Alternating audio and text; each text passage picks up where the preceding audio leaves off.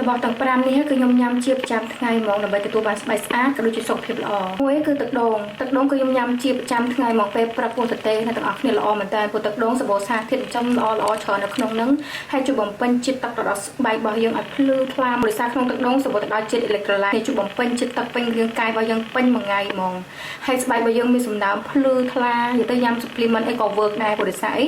គឺមានជាតិទឹកច្រើនគ្រប់គ្រាន់បំពេញក្នុងរាងកាយរបស់យើងហ្មងពីគឺវ៉ាតាមីន C ទៅវ៉ាតាមីន C គឺខ្ញុំញ៉ាំជាប្រចាំថ្ងៃហ្មងដែលខានមួយថ្ងៃណា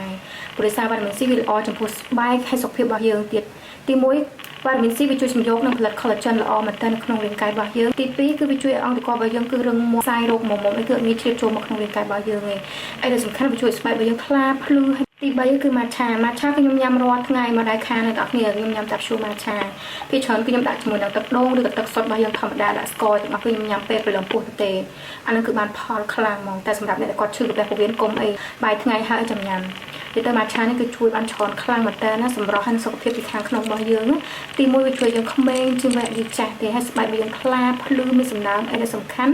គឺស្បែករបស់យើងអត់ងាយជ្រីជ្រួញចាស់ជាងវ័យទេឲ្យយើងញ៉ាំរាល់ថ្ងៃទី4គឺទឹកផ្លែឈើទឹកផ្លែឈើគឺខ្ញុំញ៉ាំជាប្រចាំថ្ងៃរាល់ថ្ងៃដូចគ្នាឈើនេះគឺខ្ញុំញ៉ាំ rainbow មកគ្រប់ពណ៌រាល់ថ្ងៃដូររហូតបើណា trend អ៊ីនថ្មីយ៉ាងណាក៏ដោយគឺខ្ញុំអាចចោលទឹកផ្លែឈើហ្មងព្រោះដោយសារទឹកផ្លែឈើវាជួយស្បែករបស់យើងភ្លឺថ្លា glow មានសំណើមជាពីខាងក្នុងឲ្យសុខភាពរបស់យើងល្អទី5នេះគឺ collagen នឹងហ្មងអ្នកនរគ្នា collagen គឺខ្ញុំអត់ហ៊ានអត់មួយថ្ងៃណាហ្មងប៉ុន្តែអីផ្សេងៗគឺខ្ញុំអាចអត់បានតែ collagen គឺអត់ទេ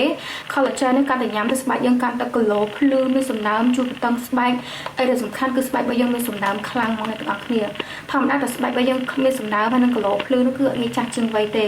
ហើយភាគច្រើនគឺខ្ញុំញ៉ាំព្រឹកឡើងពោះទទេពេលខ្លះដាក់ជាមួយនឹងទឹកដូងពេលខ្លះទៅខ្ញុំដាក់ជាមួយនឹង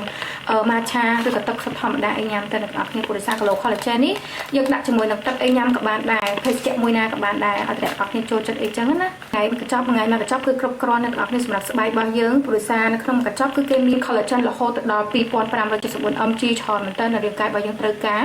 ចឹងអ្នកនរគ្នាញ៉ាំមួយថ្ងៃកញ្ចប់គឺគ្រប់គ្រាន់ហើយបើចង់ឲ្យញ៉ាំទៅល្អ work បានផលអ្នកនរគ្នាញ៉ាំពេលព្រឹកឡើងពោះទទេទៅដាក់ជាមួយនឹងទឹកដូងក៏បាន matcha ក៏បានឬក៏ vitamin C ក៏បានដែរទៅល្អ